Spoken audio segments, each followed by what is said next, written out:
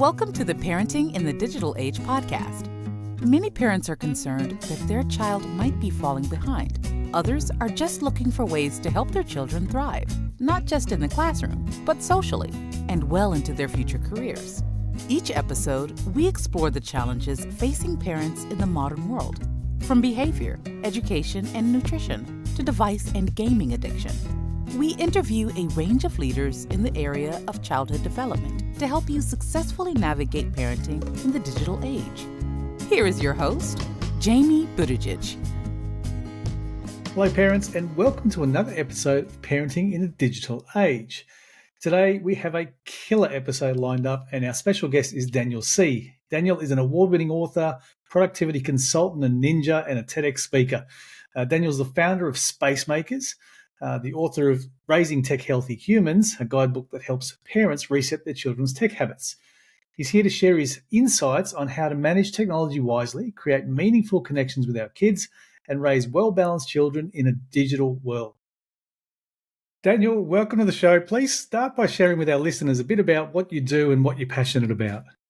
Great. Well, I help people make space, which sounds somewhat unusual, but I love helping busy people, parents, workers, professionals, think deeply about how they live, how they work, and make space. So by that, I mean to think, to rest, to plan, to breathe, and just live an intentional life. And I love that. And certainly in this digital age, space is becoming rarer and rarer, I would imagine, right? Yeah, absolutely. We are busier than ever before. We're in a culture where there's more and more and more. And when I speak to people aren't saying to me they want more information, they want even more opportunities. They're saying they want to be able to slow down and be still and have meaningful relationships and maybe just not rush from place to place to have space. It's a very rare and important commodity, and if we don't shape our habits and practices intentionally, we may not have space in our lives to live our own life, to live the life we're meant to live. So I agree. Yeah, intentionally is the important word there. We're going to talk about kids and tech and healthy brains and development, all that cool stuff on today's podcast. Let's start with an easy one. In terms of technology, a lot of the young parents I come into contact with ask simple questions like, what is a good age to introduce my kid to tech? Is there a good age? Is there an age that is too early to introduce my kids to tech? What are your views on that? Look, that's a very broad question. You almost need a whole book, because I think one of the things that we need to understand is that, tech is an important part of our kids' lives. It's going to be tremendously important that our kids engage with tech in a healthy way, and yet it's so different at different stages of a child's development and their brain development. So yes, I would suggest, like the government's research and recommendations, that basically no tech from 0 to 2 is a good recommendation.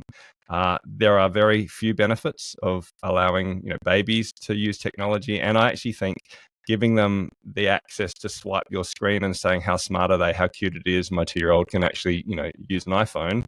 As cute as it looks, it actually kind of shapes the path where the phone becomes a child tool, and actually the phone is a powerful supercomputer that is really designed for adults in the adult world. So I do think at a very young age, you want to slow down. But then obviously you'd want to make different decisions, let's say, with younger kids and primary school kids, and grade them up into more technology use, greater technology use. It's a large question. I'd be happy to talk about different age groups and their mental development, but it is actually a stage-by-stage thing, just like any parenting, right? Yeah, you did right. Okay, so I've got a friend, 10-year-old son, asking for a mobile phone. They're sort of saying, no, not getting a mobile phone. What's the view on age? And I get there's no right answer here. It's just kind of... Actually, I used to say there was no right answer. For years, I said there was no right answer, and actually I've changed my mind. Okay. So now I would say, I'd say there's a wrong answer, and the wrong answer is 10 years old. So I do think that I align now with Jonathan Haid's research, because it's the best research I've seen. I'm assuming you've read Anxious Generations and Gene Twenge's research. So he would suggest that 14, or high school in the States, which is about 14 years old, is probably the earliest you want to give your child a mobile phone, potentially 13. And then when you give them a mobile phone, then there needs to be healthy boundaries and restrictions, for example, parental controls and parental filters, and then to grade up as they grow up. So it's not that they can't access technology or the internet. It's not that they're not coding and they're not doing touch typing and learning skills at a younger age. But once you give them a mobile phone, they really do have open access to the adult world. And generally, kids then dive very quickly into social media and highly addictive tools that are bad for their mental health and development, particularly girls. So, yeah, I would say try to wait until, well, it used to be wait until 8, but I actually think 13 is a little young. I think if you can wait until 14, or if our culture can, that would be ideal. The one point on that is there's no judgment in that space, because most kids get their phones well before 14. It's very hard as a parent in a culture where everyone is doing something else to slow down. So I'm not saying that age as a way of saying this is easy or even that you have to. But I think if as a culture we slowed down and said no phones until 14, no social media until 16, we would absolutely see kids' mental health improve, their learning improve, and their outcomes in life improve. Yeah, well said, Daniel, well said. So maybe we'll go back to slightly younger kids for a minute. What types of media or technology can be beneficial for younger kids? So when you do choose to introduce tech, what's your view on that? Yeah, look, absolutely. And I think it's the principles are that you want to make sure your kids aren't using pokie machine technologies. I think that's part of the principle, because it's very hard. I think some ed tech is based on highly addictive behavioral conditioning technologies, like no, I won't give examples, but others are doing some great work. So I suppose what I tell parents is, if you have younger kids, so let's say primary school age kids, the research indicates that using interactive, let's say iPads and phones, tends to ramp up the lower part of their brain, the fight, flight, freeze part of the brain, the anxiety parts of their brain, if you're using particular apps. So if there's lots and lots of crazy flashing colors and lights like a pokie machine, if you have random variable rewards, so like in Minecraft, you have to dig for diamonds, and the more you dig, the more you get, and they're random. It's like a pokie machine reward system. Or if you have streaks, so you have to engage in the technology, and if you don't engage, you'll actually lose something. They're all very, very much built on dopamine-based addictive pathways. And so even if they're teaching you something educational, you're using an addictive form of conditioning, which ultimately will shape a child's worldview more than the content itself. So what I say to parents is, if it looks like a pokie machine, if it acts like a pokie machine, it is a pokie machine, and it's bad for your kids' development and their brain, even if they're trying to teach you maths. What I've loved the coding programs. I've loved Scratch. I've loved other things my kids have used. I've loved some of the typing tutor programs when they were young. I found reading eggs super helpful for improving the numeracy and literacy skills. Some maths programs were really, really useful. But I've steered clear from Duolingo and things like that, because they are foundationally and fundamentally built on an addictive behavioral conditioning pathway. While it might teach you words, it's also training your brain to require TikTok type stimulation. And I just think that's not a good way to train your brain when you're kids. Yeah, that's an interesting view and makes a lot of sense. One of the things that we love, particularly in sort of early stage kids, age 3, 4, 5, is unplugged screen-free tech. Things like junior robotics. There's some great products out there. Tailbot Pro is an example. Vex 123. Just with simple buttons and helping kids build problem solving, cognitive thinking, creative thinking, all sorts of cool things. So there is some great examples of healthy tech introduced at the right time. Yeah, no, that makes absolute sense. That makes a lot of sense. And again, the goal is to try to help our kids prepare for an AI economy, and to be at the front end of it, not necessarily the consumer end of it. But I just think parents haven't quite worked out the difference between helping prepare our kids for a tech economy versus training them to have fractured attention and concentration. Yeah. And it's a really hard hard mix for parents to make those choices because there's so many different messages out there. It's hard. Like as parents, we don't have all the knowledge. We don't necessarily understand ourselves what the tech economy will look like.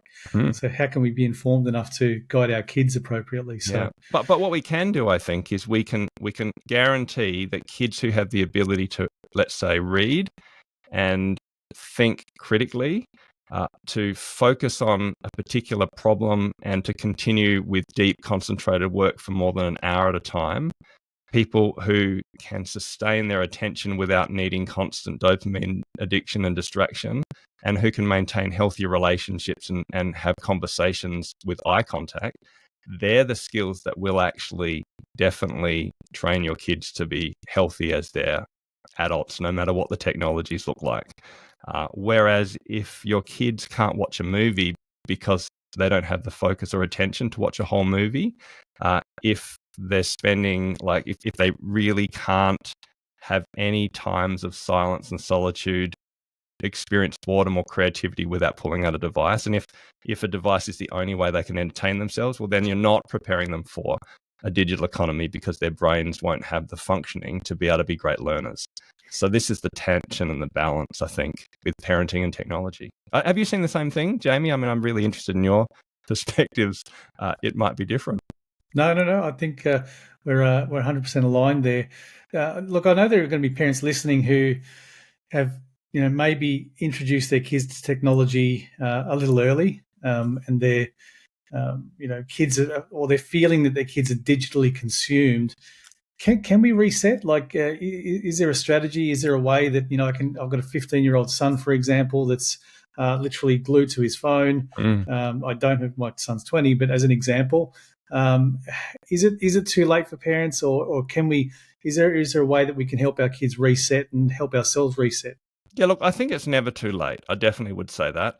But again, I would suggest the age is different. So if you have a 15, 16-year-old, let's say, son who is playing 5 hours of Fortnite and other games a day, and you really can't engage with them, you are possibly looking at more addiction type management.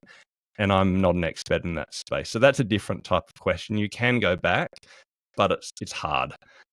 Whereas if you're talking about a primary school kid, who is just watching a bit too much kind of screen time and they're getting bored, they're not going outside and riding bikes, and you think, actually, I'm just uncomfortable, and they have tantrums if you take their iPad away, well, then absolutely you can reset it. It's a lot easier. Does that make sense? So it does depend on where they're at.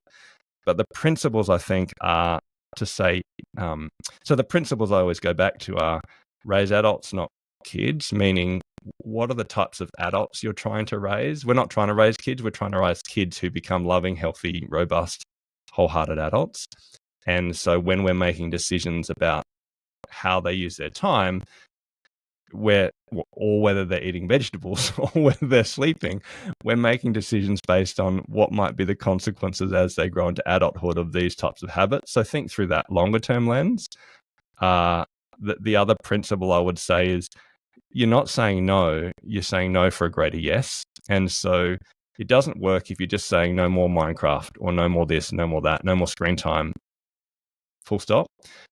I think we need to be reflecting on where does technology fit within the childhood we want our kids to have in the broader experience of life, and the type of family life that we would like, the experiences we think that they will look back on and think that gave me a great childhood, and then say no within a context of how can we add some greater yeses. So practically that might be, okay, so let's say no to Minecraft, but let's for this extra hour, but let's play a board game, or let's go for a walk, or let's actually create an engaging community, or actually try to find some other parents whose kids aren't always on screens, and let's actually do something together.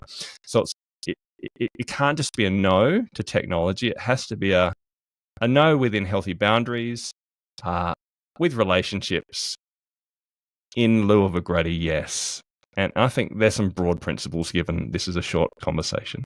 Yeah, no, I totally get that. And I guess a lot of this comes back to getting it right early, modeling the behaviors and the habits that you want your kids to develop. Even simple things like even in our own home, we have board games out. They're out of the cupboard. Once upon a time, they used to be in the cupboard and away. and now they're out, and we grab them. We have these board games, or you see someone walking past in the house when it's a busy house on a weekend. Let's get into this. So the your parents environment matters. That's a really it's a very important aspect actually of how you're shaping your kids' lives. Yeah, and we almost need to define what that looks like. I'm not sure of the words to use there, but just as parents, we need to know what we want our kids to have their adulthood look like, or what does a healthy tech look like, and we almost need to define it. Even if we have to go to the extent of writing it down, what does healthy tech look like for my kids, so that we're conscious. I think it's a world of conscious and unconscious people at the minute. We're certainly headed that way. Absolutely, 100% agree. And so what I do when I'm speaking with like parents in like a keynote or parenting seminars, I typically have a Slido and I'll ask the question, or we'll get people to have conversations if it's a smaller group. We'll ask the question, think about the experiences that made your childhood great, the ones that you look back on and that make you sing, that feel like you're alive, that you think they were the best experiences of my life. I've asked my kids the same questions, and typically we always hear the same things. I loved it when I ran through the sprinklers with my friends. I loved it when we went bike riding, or when we went on that adventure, or we had the freedom to go outdoors and we went climbing and my friend hurt themselves, but we got through it. Or they're always relational, they're outdoors, they're adventurous experiences, they're communal, sometimes spiritual. And I think what we need to do is remember, almost have a sense of what is the vision of a healthy, whole human life that we want for ourselves and our kids and our communities, and then put technology within that broader vision, and then it works. You don't start with the tech vision, actually. I would say start with the vision of what it looks like to have a community, to be wholehearted, to be loving, to be kind, and to experience a sense of generosity. And then where does tech fit into that, raising kids to those types of experiences? And tech is definitely part of that in our world. And if you shape the path where tech fits in with a broader vision of humanity and adulthood, well, then I think there's a wonderful, rich and beautiful place. But if you make it the gravitational center of all they do, you'll end up in trouble. And that's where our culture is heading right now. Yeah, and faster than some of us would care to admit. What let's talk in a practical sense now for a parent who might be struggling to manage screen time without causing conflict, regardless of the kids' age. Let's just say they're sort of, I don't know, maybe 5 to 10, and we're struggling to get them off a tablet or off the TV, and we're getting conflict at this sort of early age. Any advice for those parents? Yeah, look, I mean, again, advice, small a advice, because, every child's different. Do they have neurodiversity? Do they have, obviously I'm giving general advice here, but look, I would say it's worth firstly recognizing the types of screen time that they have, because we often talk about screen time and the content. We don't talk enough about the context. So there's plenty of research that says, for example, if you spend half an hour, if you spend an hour on an iPad, it disrupts sleep for 2 hours after that, whereas a passive television screen only disrupts it for 1 hour after that. Like, there is something about passive, old-fashioned television screens that are better for the eyes, better for the visual system, and better for the brain in terms of they don't ramp up the anxiety centers and the dopamine centers as much. And that's why they're a bit more boring than an iPad, right?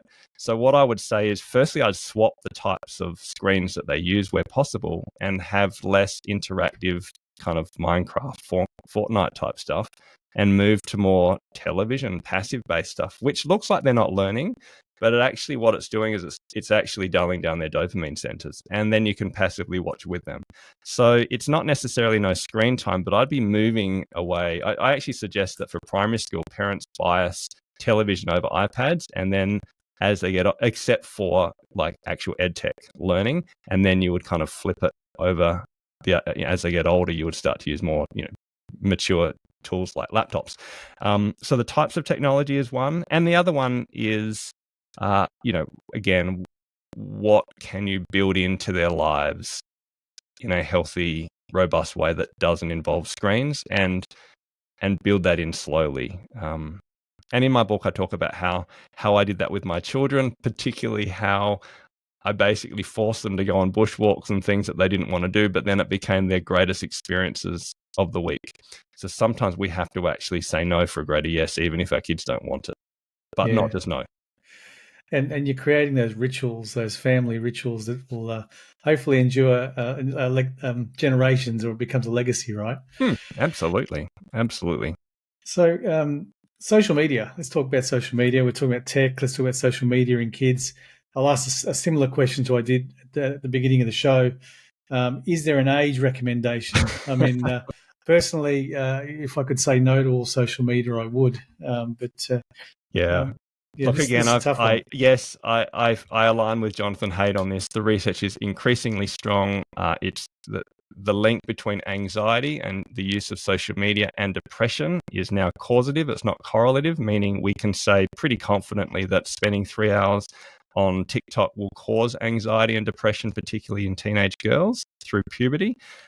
So, look, I've got no hesitation to say that as a society, we should basically be banning social media until you're 16 years old, particularly because social media like TikTok and Snapchat, Instagram are so addictive in their design now, and they're so not about connecting socially. They are really about training your brain to be anxious and addicted.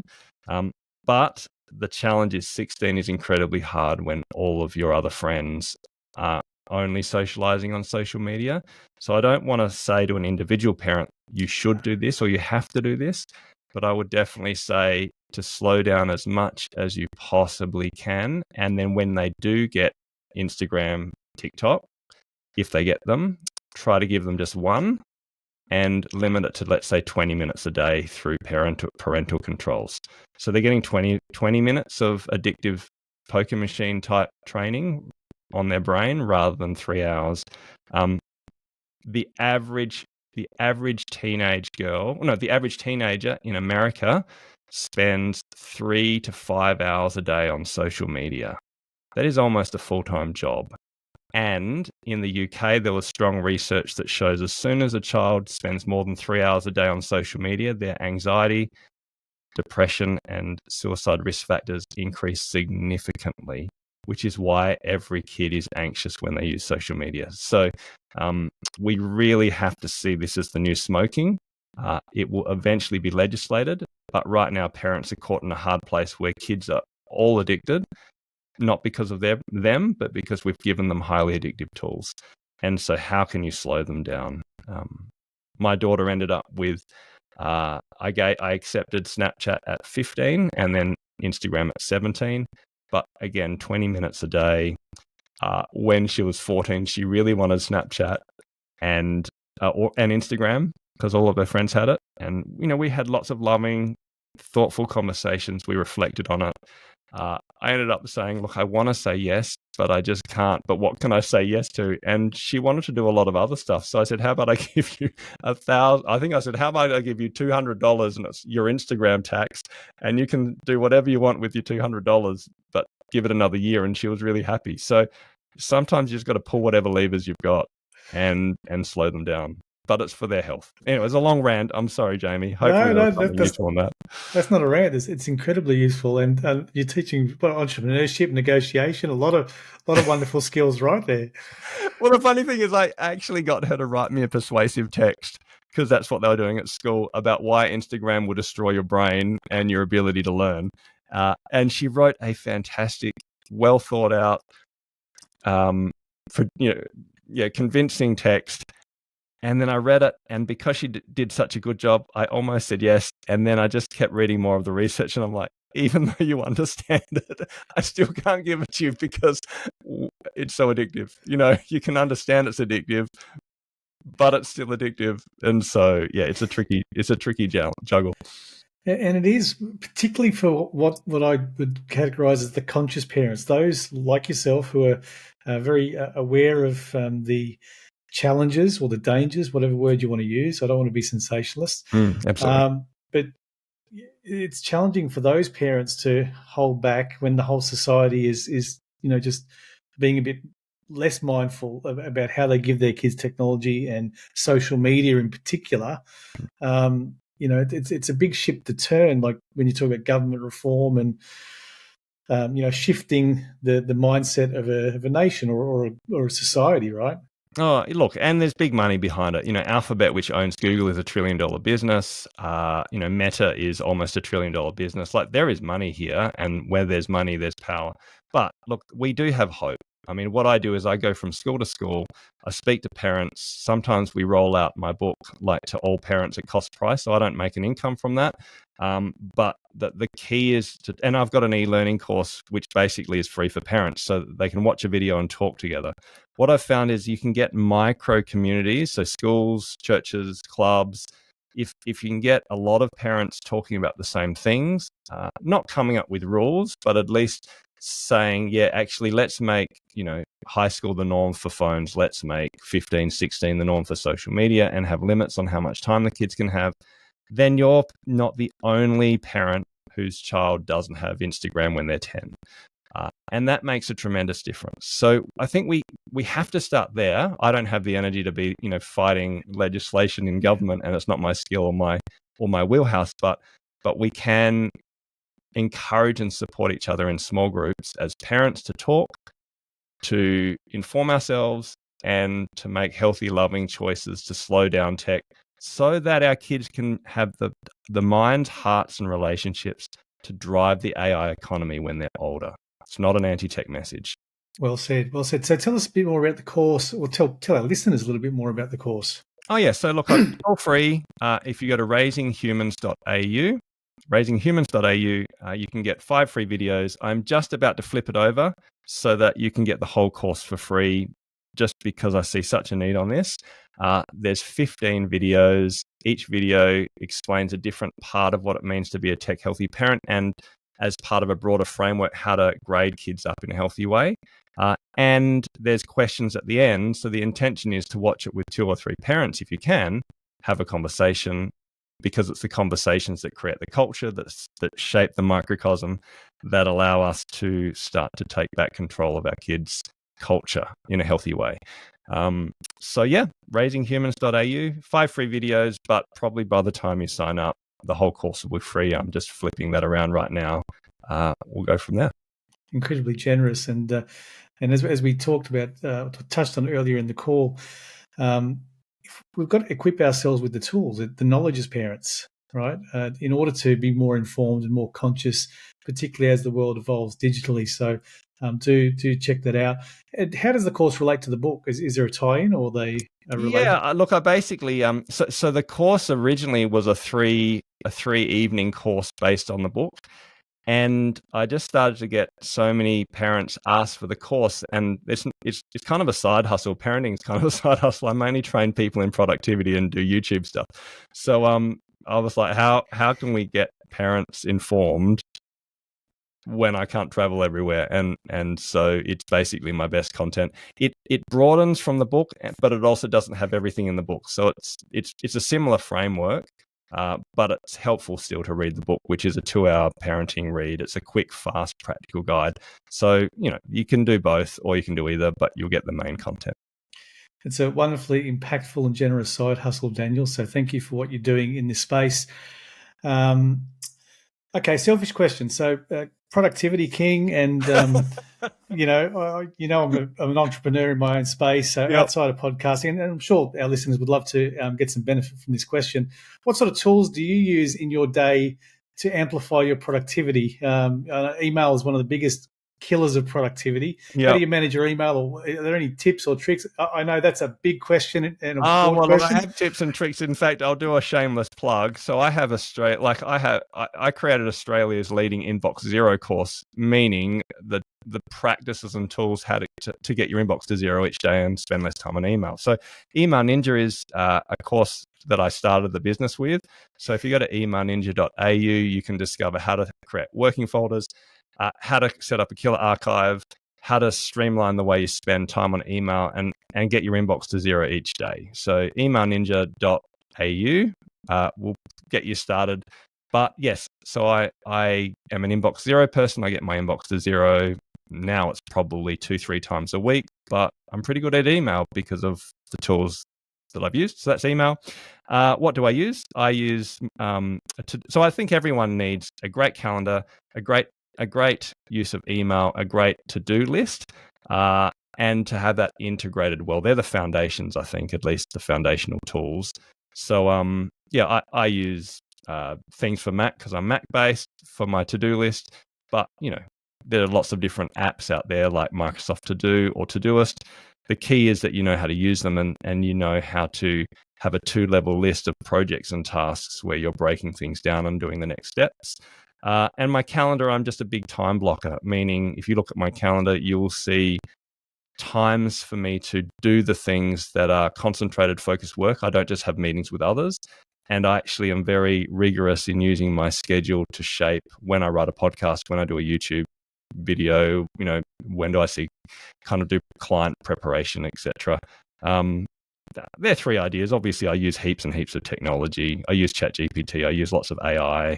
I use Evernote. Yeah, there's lots of different tools I use. Trello for shared projects.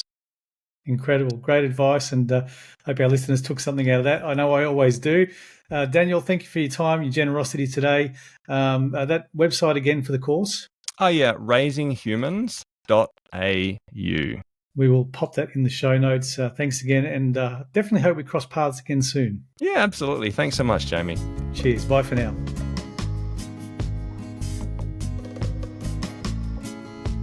If you enjoyed the show, please connect with Jamie on LinkedIn or Instagram. You'll find links in the podcast description.